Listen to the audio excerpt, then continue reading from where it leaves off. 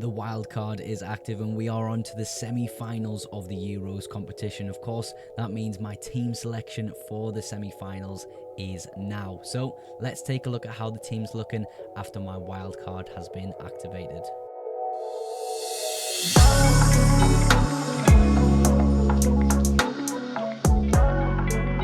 Here we are with the defense on my wildcard. Now, I will say that there are some players in my team at the moment that will probably swap and change when we get some team news come out. And you'll see that, and I'll explain that as we go through the team. And at the end of the video, I'll try to show you what I would do with my transfers if certain players are starting and things like that. But let's get stuck in with the team right now with the goalkeepers of Mike Maignan and Jordan Pickford. Mike Maignan, decent goalkeeper. He's stopping some important shots as he is playing. It's a hard fixture again, but if I'm on the wild card, obviously I'm going to be picking a goalkeeper that plays first and then having a goalkeeper that plays on the second day. Hence having Maignan and then having Jordan Pickford as my backup. I think Spain probably score within the 120 minutes that his points will be recorded. And I also think that Netherlands will probably score against England as well within that 120 point calculation period. So, you know, you rely on maybe saves and other things to get you by. But to be honest, Magnan's been okay as he's went through the tournament. So's Jordan Pickford. I'm going to go with them. I think France will progress through the tournament. That's why I do have a few French players here. Hernandez and Koundé. Similar kind of profile for the French national team. They're getting forward, they're getting high, and they're getting involved within crosses in the box. Yes, France aren't really doing anything with those crosses in the box, but, you know, we're seeing good ball recoveries from these players. Koundé got player of the match 2 matches ago where he had a fantastic game. So, yeah, the French guys, I do think they'll go through over Spain, whether it's in 90 minutes or extra time. I think they'll just have that cutting edge, and I'll explain a player that I think will change that game completely if he starts towards the end of the video, so keep watching for that. We'll move on to Trent, because you're probably looking at me and going, why have you picked Trent? He's probably not going to start. For me, if we have any news that Trent could start, I want to try start him. I've got money in the bank. I could easily have just went for a Trippier, a John Stones, a Kyle Walker, someone like that, but the upside of Trent is always going to be so much better. Yeah, is he going to start in that kind of midfield position?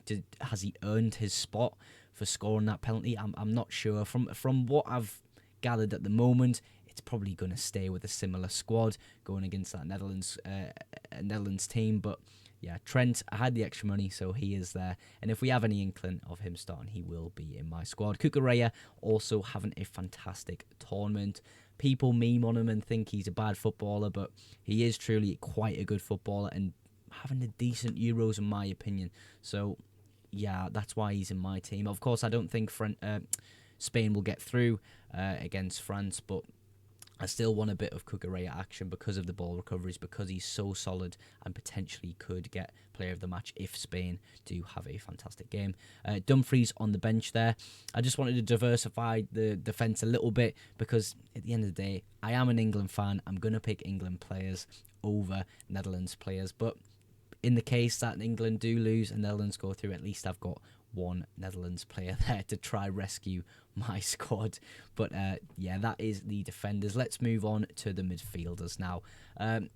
You'll see again more English players because I really do think England will get it done against Netherlands. We've kind of gone with something different that opens up my budget to afford players that you'll see later within the forwards. We're going with Saka because Saka has been England's best player this tournament. There's been mid performances from a lot of the English team, but I think Saka has been somewhat consistent in his performances, giving out 7s and 8s each game he plays, which is saying something when England aren't playing the way they really should be.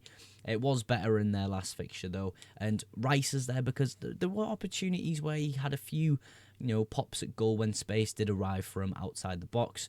Maybe we'd see a little bit more space from outside the box in this fixture, less sitting back from the Netherlands and more of them trying to attack and go on that counter like they try and do at times. So perhaps that's the way I'm thinking about it at the moment. Bellingham on the bench for no reason at all. He just plays second on that second day on the 10th. Again, I said this last video, in terms of impact and someone who will do something in a special moment for you, Bellingham is always going to be that player. Saka, of course, showing us that he's that player like when he played against Switzerland. So just having that England player there is fantastic. If we know some form of leak about the England squad before they play, for example, if, I don't know, Cole Palmer plays alongside Bellingham, which I would like to see, Rice will be coming out. So yeah, that's kind of the English side of the midfield there. We'll move on to the Spanish side here. Fabian Ruiz and Dani Olmo. Dani Olmo scoring and assisting in his previous fixture. Thought he had a brilliant game. I didn't watch too much of it, but I went back and looked at the highlights just a little bit, and from what I can tell, he's more than likely going to start with the injuries that Spain have, and with how good he's played when he's came on in this tournament. Fabian Ruiz, a starter, a minutes man, and such a solid player. I think from this Euros, we can look at players like Fabian Ruiz and go, wow, quality player. Hopefully we see him in the Premier League coming into next season or in seasons to come. I'm not sure on his contractual obligations at the moment, but yes, someone like that in the Premier League would be absolutely awesome. Did I talk about? I did talk about Bellingham. And let's move on to the forwards. This is where I think my captain's going to come from. I think Dembele will start for France, and he's been fantastic when he has came on. He's created stuff, and he will be my captain against Spain. I think that's going to be the difference. I think Dembele could be the big difference for that game. Of course, everyone thinks that Spain's going to beat France because Spain probably are the best footballing team at the Euros, if we're being really honest with ourselves.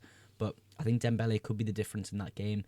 Mbappe is just there because it's Mbappe. You never know what's going to happen with him. He really isn't playing too amazing. You could maybe go and say, yeah, let's go get a Cody Gakpo or someone like that instead. But with the way I think the fixtures will go and turn out, I think I'm going to keep Mbappe there. Harry Kane on the bench, first on the bench. Doesn't matter what position he is on the bench. Don't know why I'm saying that. But yeah, he plays on the second day, so that's why he's on the bench. What can I say about Kane? I mean, in my opinion, he has to start because he's the captain of the England team. He is the leader. He sets the example. He has to start for England, so he is going to be getting minutes. Is he possibly going to come off for Ivan Toney a little bit earlier like we did in the last fixture? Maybe we could see that, but from what I'm expecting the lineup to be, Kane is obviously going to be in my fantasy team. I'm just going to cut there, and I'm going to have a little bit of mess around with my wildcard and show you, the different lineups that I could possibly go with that wildcard being active. So I'm just going to spend maybe a minute and a half tinkering with the wildcard and showing you my thinking behind, what lineups are going to come out, who's maybe going to swap and change. For starters, I think Trent. Look, I like the idea. The money is available for me to pick Trent, but is it realistic? Is it really going to happen? I'm not too sure. I don't think so, if we're being really honest. You could maybe go a Kieran Trippier in there and downgrade somewhere else in the team, because for the balance in that back five, I feel as though at least one of the sides has to be quite defensive, whether that's Trippier or a Luke Shaw. Luke Shaw could be a good pick. Obviously, really big differential with that 1%. But does he start for England? I just don't know if he's that fit enough yet. So that could be the option for Trent. In terms of Rice, I just don't know whether it's as high upside as I believe it to be. The reason he's there is because he does pop up on the outside of the box, and he is in the box on corners. Maybe Cole Palmer plays along Bellingham. Maybe that's a possibility we go with the transfers. Another one to enable that would be getting rid of Harry Kane and going for someone like a Jan Yamal. I think it covers some of that Spanish side for you, and it lets you kind of chase the upside of Yamal, because Yamal has been a fantastic player in the Euros so far. Obviously, some decent scores across. Maybe he explodes against France. Who knows? He's a young kid.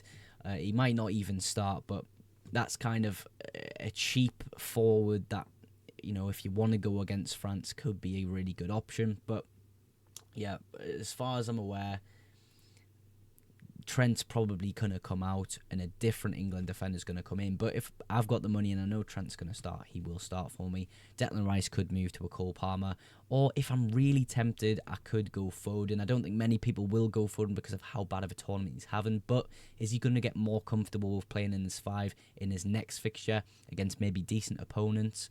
More decent opponents, sorry, perhaps. But yeah, I'll stop chatting shit now. But that's just a little bit of my thoughts behind the wild card. Going into the semi-finals. Just to outro the video, of course, I always mention this, but if you do like shorter form content, go in the description, check out my TikTok page. I'm hoping to push towards 1,000 followers by the start of the Premier League season, because I want to be able to give you guys deadline streams on TikTok and hopefully on YouTube. I've just set up some live stream graphics and other things ready for the Premier League season, so that should be really fun coming up. So if you haven't already and you have enjoyed today's video, drop a subscribe on the channel and a like on the video. It helps me massively grow my channel, and hopefully these videos help you in your fantasy journeys. But that is everything for today. Thank you so much for watching again, and I will catch you in the next one. Bye for now.